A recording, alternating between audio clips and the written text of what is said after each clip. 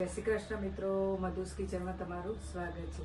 તો આજે હેપી મહાશિવરાત્રી તમને બધાને મારા અને મારા ફેમિલી તરફથી। આજે મારે સુરતથી મારા નણંદની કમેન્ટ આવી છે કે અમારી સાથે ફરાળી બફવાડાની રેસીપી શેર કરો। તો ચાલો આપણે આજે બનાવવાનું શરૂ કરીએ। તો અત્યારે મેં 500થી 700 ગ્રામ જેટલા બટાકાને બાફીને તૈયાર જ રાખ્યા છે। હવે આપણે એની અંદર બધા મસાલા એડ કરીશું।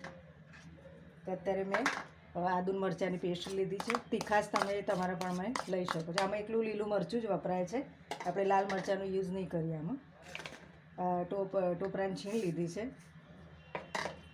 1 ટેબલસ્પૂન જેટલી દળેલી ખાંડ લીધી છે, લીંબુનો રસ લીધો છે,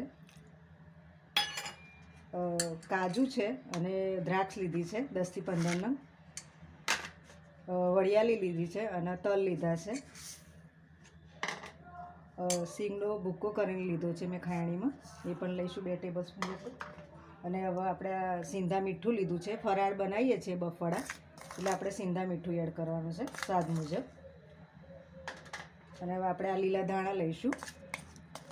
આમાં લાલ મરચું નથી વપરાતું એટલે આપણે લીલા મરચાંનો વધારે યુઝ કરવાનો છે। હવે આપણે આ બધું મિક્સ કરી દઈશું। આ સિંગોડાનો લોટ લીધો છે 250 જેટલો, એની અંદર મેં સાધારણ ફરાળી મીઠું એડ કરી અને એનું ખીરું આ રીતે તૈયાર કર્યું છે। બહુ પાતળું નથી કરવાનું, આ રીતે રાખવાનું છે। ચાલો આપણે હવે તળી લઈએ। તો આ બોલ મેં બધા બનાવી દીધા છે, હવે આપણે એને તળી લઈએ। આ રીતે એક એક અંદર ડીપ કરી અને આપણે તળી લેવાના છે। ગેસ આપણે લો ટુ મીડિયમ જ કરવાના છે, બહુ હાઈ ગેસે નથી તળવાના।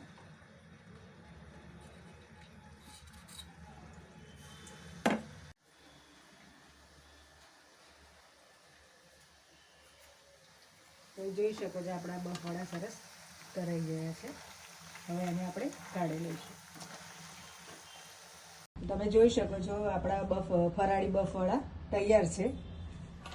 તો તમને મારી આજની રેસીપી પસંદ આવી હોય તો મારા વિડીયોને લાઈક કરજો, શેર કરજો અને સબસ્ક્રાઈબ કરી દેજો। હવે આપણે એક નવા વિડીયો અને નવી રેસીપી સાથે મળીશું, ત્યાં સુધી આવજો।